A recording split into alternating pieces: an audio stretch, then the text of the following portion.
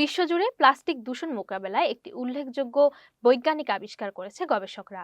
সমুদ্র জলের গভীরে এমন ব্যাকটেরিয়া পাওয়া গেছে যা প্লাস্টিককে খেয়ে হজম করার ক্ষমতা রাখে। ফলে এটি পরিবেশের প্লাস্টিক বর্জ্য নিবারণে এক সম্ভাব্য প্রকৃতিগত সমাধান হিসেবে আবির্ভূত হচ্ছে।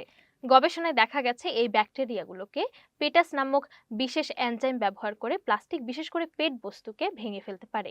পেট হলো সাধারণত বোতল, প্যাকেজিং ও অনেক ধরনের পলিথিন তৈরির উপাদান, যা সাধারণ পরিস্থিতিতে ভাঙতে শতাব্দী সময় নিতে পারে। বিশ্বজুড়ে সমুদ্র জল থেকে সংগৃহীত নমুনা বিশ্লেষণে দেখা গেছে এই প্লাস্টিক মুচিং ব্যাকটেরিয়া প্রায় ৮০% জলে কার্যকরভাবে বসবাস করছে এবং তাদের পিটাস এনজাইম প্লাস্টিক ভাঙার কাজ করছে।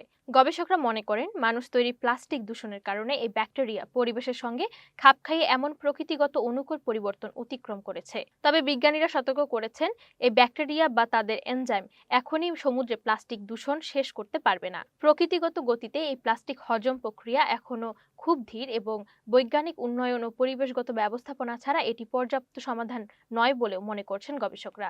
এ ধরনের আবিষ্কার পরিবেশগত জীববৈচিত্র্য ও দূষণ মোকাবেলায় নতুন দিগন্ত উন্মোচনে সহায়তা করতে পারে, বিশেষত শিল্পায়িত ও দূষিত জলাশয়গুলোর প্লাস্টিক বর্জ্য কমাতে।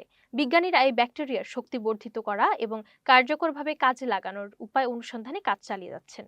বিশ্বজুড়ে প্লাস্টিক দূষণ মোকাবেলায় একটি উল্লেখযোগ্য বৈজ্ঞানিক আবিষ্কার করেছে গবেষকরা। সমুদ্র জলের গভীরে এমন ব্যাকটেরিয়া পাওয়া গেছে যা প্লাস্টিককে খেয়ে হজম করার ক্ষমতা রাখে। ফলে এটি পরিবেশের প্লাস্টিক বর্জ্য নিবারণে এক সম্ভাব্য প্রকৃতিগত সমাধান হিসেবে আবির্ভূত হচ্ছে।